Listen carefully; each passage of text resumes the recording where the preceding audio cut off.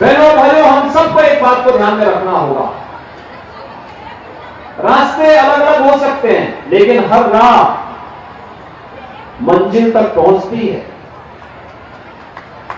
हर राह मंजिल तक पहुंचती है, बशर्ते हमने राह सही चुनी है। और ये राह वही है जो हमारे सिद्धों ने, हमारे संतों ने, हमारे योगियों ने हम सबको दिखाई है। सनातन धर्म उसका एक विराट रूप है जो सबको अपने अंदर समाहित करता है। और सनातन धर्म के उन मूल्यों के प्रति हम सबका आग्रह होना चाहिए। धर्म एक ही है और वह सनातन धर्म है। बाकी पर्सनैलिटियां हो सकती हैं, पंथ हो सकते हैं, संप्रदाय हो सकते हैं। हर देश, हर काल, हर परिस्थिति में जो अपनी जीवंतता को बनाए रखा है, बिना डिगे, बिना हटे, बिना झुके, वह बना रहा है। और इसीलिए दुनिया के अंदर बहुत कुछ आए, बहुत कुछ चले गए, बहुत सारे लोग आए, बहुत सारे लोग चले गए, लेकिन सनातन धर्म अपनी इस अनवरत यात्रा को सम और विषम परिस्थितियों का सामना करते हुए निरंतर बनाए हुए है। कुछ कालखंड में कुछ बैरियर आए होंगे, कुछ बाधाएं आई होंगी, कुछ चुनौतियां आई होंगी।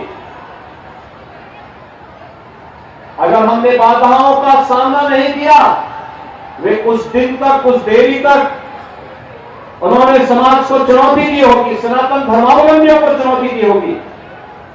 लेकिन जब एकजुट होकर के स्वर एकजुट होकर के निकल पड़ा और एक स्वर में पूरा भारत बोल पड़ा, तो विजयश्री का वर्णन करने में बहुत देर नहीं लगती है। याद रखना, आज भारत जिस बात की अनुभूति कर रहा है, वो अनुभूति हम सबके सामने है। अयोध्या में मर्यादा पुरुषोत्तम भगवान श्री राम के भव्य मंदिर के निर्माण का कार्य पूरा हो चुका है। 22 जनवरी को 500 वर्षों के इंतजार के बाद प्रभु राम अपने भव्य मंदिर में विराजमान हो गए। हर भारतवासी प्रफुल्लित है। दुनिया के अंदर जहां कहीं भी सनातन हिंदू धर्मावलंबी है, वह आज अपने इस गौरवशाली परंपरा पर गौरवान्वित हो रहा है। और दुनिया के अंदर हर दबी कुचली शोषित सभ्यता और परंपरा को एक नया जीवन मिला है कि 500 वर्षों के बाद अगर अयोध्या में प्रभु राम का मंदिर बन सकता है, तो दुनिया के अंदर हर कार्य संभव हो सकता है जो सत्य के नजदीक होगा, वो अवश्य प्राप्त होगा। लेकिन इसके लिए प्रयास करने पड़ेंगे। विभाजनकारी शक्तियों से हमें स्वयं भी दूरी बनानी पड़ेगी, एकजुट होकर के कार्य करना होगा। अंततः शाश्वत शांति और शाश्वत कल्याण का मार्ग केवल और केवल सनातन धर्म ही दे पाएगा। और आज सनातन धर्म के उन मूल्यों और आदर्शों पर चल करके ही भारत समृद्धि की नित नए प्रतिमान स्थापित कर रहा है। आपने देखा होगा कि प्रधानमंत्री मोदी जी ने देश की आजादी के अमृत महोत्सव वर्ष को संबोधित करते हुए देशवासियों को एक ही संदेश दिया कि हमने देश की आजादी के 75 वर्ष को व्यतीत कर लिए। अब अगले 25 वर्ष की एक कार्य योजना हम सबको बनानी होगी। 2047 पता नहीं उस समय कौन रहता कौन नहीं रहता, लेकिन हमारी आने वाली पीढ़ी जरूर रहेगी। और इस संकल्प के साथ उन्होंने कहा 2047 हर भारतवासी का संकल्प दिवस बनना चाहिए। इस बात का संकल्प पंचप्रण का, ये संकल्प हमारे यहां हर मांगलिक कार्यक्रम के पहले लिया जाता है। इसमें पीढ़ी दर पीढ़ी हमारे पूरे के पूरी परंपरा के बारे में पढ़ा जाता है। हम किस परंपरा में पैदा हुए, कौन गोत्र है, कौन हमारा क्या विरासत है, अपने पूर्वजों के बारे में बताते हुए और फिर आगामी भविष्य के बारे में संकल्प के साथ हम आगे बढ़ते हैं। और यही पंचप्रण आजादी के अमृत महोत्सव वर्ष में प्रधानमंत्री मोदी जी ने भारतवासियों को स्मरण कराया है। कौन ऐसा भारतवासी होगा, और अगर वो सच्चा भारतवासी है, उसके मन में अवश्य भाव होना चाहिए कि 2047 होते होते हमारा देश दुनिया की सबसे बड़ी ताकत बने, जिससे हर चेहरे पर खुशहाली लाई जा सके और बहन और बेटी को के चेहरे पर मुस्कान लाई जा सके। और मुझे लगता है हर भारतवासी, जो सच्चा भारतवासी है, वो अपने देश की सुख और समृद्धि की कामना अवश्य करता होगा। और उस कामना के साथ हम सबको जीने के लिए ये पंचप्रण जो हमारे जीवन का संकल्प बनना चाहिए, यही पंचप्रण है जिसमें हम आत्मनिर्भरता के लक्ष्य को प्राप्त कर सकते हैं। आत्मनिर्भरता का यही लक्ष्य जिसके लिए प्रधानमंत्री मोदी जी ने कहा वोकल फॉर लोकल, स्थानीय परंपरा, लोक परंपरा होगी, लोक व्यवसाय होगा, लोक उद्यम होगा, लोक परंपराएं होंगी, लोक कथानक होंगे, लोक से जुड़ी हुई जो चीजें हैं, उन चीजों को हम लोग जब जैसलमेर क्षेत्र में आते हैं, यहां जल प्रबंधन का उत्तम माध्यम लोगों ने अपनाया। बरसात सबसे कम होती है, लेकिन जल का प्रबंधन कैसे होना चाहिए, और जल प्रबंधन के लिए प्रधानमंत्री जी ने जब जल शक्ति मंत्रालय का गठन किया, तो जल शक्ति मंत्री के रूप में जोधपुर के सांसद श्री गजेंद्र सिंह शेखावत जी का ही चयन किया। भाइयों बहनों, देश की आवश्यकता है। हम अक्सर करते क्या है, पर्व और त्योहार होते हैं, किसी के गिफ्ट देना होता है, हम विदेशी उत्पाद पे विश्वास करते हैं। हमारा प्रयास होना चाहिए नहीं, हमारे स्थानीय कलाकार में, स्थानीय हस्तशिल्पी में, स्थानीय कारीगर में, स्थानीय किसी व्यवसायी में, स्थानीय किसी सूक्ष्म लघु मध्यम उद्यम से जुड़े हुए किसी कारीगर में अगर वह प्रोडक्ट बनाया है, वह उत्पाद तैयार किया है, हम उसका क्रय करें और फिर उसी को किसी को गिफ्ट के रूप में देना, वही दे।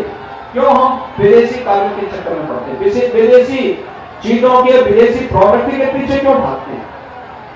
अपने उत्पाद को अच्छा बनाना, उत्कृष्टता की श्रेणी में पहुंचाना, उसकी ब्रांडिंग करना, वैश्विक मंच तक उसको पहुंचाने का कार्य करना, आत्मनिर्भरता के लक्ष्य से जुड़े प्रसार करेगा। मोदी जी ने दूसरा संकल्प सुनाया था कि दूसरा संकल्प क्या होना चाहिए, गुलामी के अंशों को सर्वथा समाप्त कर देना। हम गुलामी की मानसिकता के साथ नहीं जी सकते। दुनिया अच्छी है और हम बुरे हैं, ये नहीं सोच सकता। हम अच्छे हैं, और जब दुनिया अंधकार में थी तो पूरी दुनिया भारत की ओर आशा भरी निगाहों से देखती थी, और तब हमारे ऋषियों ने संदेश दिया था, वसुधैव कुटुंबकम का। पूरी दुनिया को एक परिवार के रूप में मानने वाली यह वसुधा, ये भारत की धरती है, भारत की ऋषि परंपरा है। हम श्रेष्ठ थे, इसीलिए आगे बढ़ आए। यह भाव किसी और के पास नहीं था, ये हमारे पास था। लेकिन आज हम अपने उस परंपरा के प्रति गुलामी की मानसिकता के कारण हम उसको बोलने में संकोच करते हैं। तीसरी बात जो प्रधानमंत्री जी ने कही थी, वो कही थी विरासत का सम्मान। विरासत का सम्मान, ये विरासत का ही सम्मान का भाव है कि हमने अपने आजादी के अमृत महोत्सव वर्ष में आजादी के उन महान योद्धाओं का, क्रांतिकारियों का, स्वतंत्रता संग्राम सेनानियों का जहां सम्मान किया, वहीं साथ ही साथ इसके साथ में एक और शब्द जोड़ा गया है, अपने सैनिकों का, सुरक्षा बलों के जवानों का भी सम्मान करेंगे। तो देश की सीमाओं की रक्षा करते हुए हम सबको सुरक्षा प्रदान करते हैं। विरासत का सम्मान का ही भाव है कि जिस अयोध्या में पहले लोग जाने में संकोच करते थे, आज पूरी दुनिया अयोध्या आना चाहती है। मुझे याद है 2017 में जब मुझे मुख्यमंत्री बनाया गया था, मैं अयोध्या में, मैंने कहा दीपावली तो मैं अयोध्या में ही मनाऊंगा। लोगों ने मुझसे कहा क्या कर रहे हैं आप? मैंने कहा मैं जो कर रहा हूं सही कर रहा हूं। अरे आपके खिलाफ एक माहौल चलेगा। तो मैंने कहा क्या हम लोग कोई अपने पक्ष में करने के लिए थोड़ा आ रहे हैं? हम तो यही चाहते हैं कि प्रभु के चरणों में अगर कुछ भी गलत भी कोई हमारे लिए बोल दे तो बोलने दीजिए, लेकिन हम अयोध्या जाएंगे और दीपावली अयोध्या में ही मनाएंगे। अब आप देख रहे होंगे आज वहां का दीपोत्सव दुनिया का एक भव्य उत्सव बन गया है। संकल्प होना चाहिए। आज अयोध्या में प्रधानमंत्री मोदी जी के विजन के अनुरूप भगवान राम का भव्य मंदिर का निर्माण हो रहा है। 500 वर्षों के बाद भगवान विराजमान होंगे अपने मंदिर में। ये विरासत का ही सम्मान है। मैं पिछले दिनों शेखावत जी के साथ यहां आया था। नीलकंठ महादेव के मंदिर को मैंने देखा, कितना भव्य मंदिर बना, और वहां भी 1400 वर्षों के बाद उस मंदिर को फिर इतना भव्य स्वरूप दिया गया। भाइयों बहनों, ये विरासत का सम्मान यही है। एकता और एकात्मता के लिए कार्य करना चौथा संकल्प है। एकता और एकात्मता के लिए बांटने वाले तत्व होंगे, ये जाति के नाम पे बांटेंगे, तमाम वादों के आधार पर विभाजन करने का प्रयास करेंगे। हमें इनके बहकावे में नहीं आना है। हमें तो एक ही हमारी राष्ट्रीयता है, वो भारतीय है। हमारा एक ही धर्म है, वो सनातन धर्म है। हमारा एक ही देश है, वह भारत है। हम अपने देश के लिए, अपने सनातन धर्म के लिए, अपनी राष्ट्रीयता के लिए समर्पित भाव के साथ कार्य करेंगे। और इस भाव के साथ जब हम कार्य करते हैं तो फिर एक जाति के बंधन में हमको कोई बांधने का दुस्साहस नहीं कर सकता है। और पांचवां अपने नागरिक कर्तव्य, जिस क्षेत्र में हम कार्य कर रहे हैं उस क्षेत्र में छात्र है, छात्र अपने कर्तव्यों का निर्वहन करे। युवा अपनी ऊर्जा का लाभ देश को दे। व्यवसायी अपने व्यवसाय का लाभ देश को दे। जिस क्षेत्र में जो कार्य कर रहा है वह अपने अपने क्षेत्र में अगर कार्य करता है तो भाइयों बहनों कुछ भी हमारे लिए संभव नहीं। और इन पंच प्रणों के संकल्प के साथ जब हर भारतवासी जुड़ेगा तो भारत दुनिया की सबसे बड़ी ताकत के रूप में उभरेगा। भारत को दुनिया की बड़ी ताकत के रूप में स्थापित करने से दुनिया की कोई ताकत रोक नहीं पाएगी, क्योंकि 22 जनवरी की बाद एक नए भारत का दर्शन होगा और भारत के अंदर फिर से राम राज्य के दर्शन होंगे। त्रेता युगीन राम राज्य की स्थापना की बात और मेरी भी अपील होगी 22 जनवरी के बाद अलग अलग राज्यों से ट्रेन से आपको ले जाने की व्यवस्था होगी। अयोध्या में आपके स्वागत के लिए उत्सुकता से हम तैयारी करेंगे, पूरी तैयारी है। सभी लोग सहमत है ना? और मैं आपको इस बात के लिए धन्यवाद देता हूं, राजस्थान वासियों को हृदय से अभिनंदन करता हूं कि उन्होंने यहां पे अपनी विचारधारा की सरकार को लाने में भी मदद की है, क्योंकि इसी में हमारा संरक्षण है, इसी में सुरक्षा है और इसी में विरासत का सम्मान भी है। आज के इस अवसर पर मैं आईएएस योगी गिरिवर नाथ जी का हृदय से अभिनंदन करता हूं।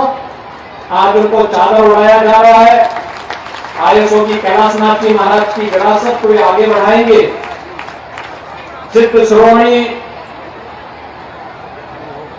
चिड़ियानाथ जी महाराज की तप और साधना से पवित्र हुई इस धरा को यहां के भक्तों, यहां के श्रद्धालुओं के, यहां के अनुयायियों के अनुरूप इसे भव्य स्वरूप देने का कार्य करेंगे और इस स्थान को यहां की परंपरा के अनुरूप आध्यात्मिक और धार्मिक केंद्र के रूप में विकसित करने में अपनी मदद करेंगे।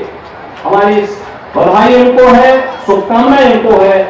इस अवसर पर एक बार फिर से योगीराज सिद्ध शिरोमणि चिड़ियानाथ जी महाराज के श्री चरणों में नमन करते हुए सिद्ध शिरोमणि हमारे आईएस योगी कैलाशनाथ जी महाराज के श्री चरणों में विनम्र श्रद्धांजलि अर्पित करता हूं और गिरिराजनाथ जी को हृदय से बधाई देते हुए अपनी शुभकामनाएं देता हूं। आप सबके प्रति मेरी शुभकामनाएं हैं। जय जय श्री राम।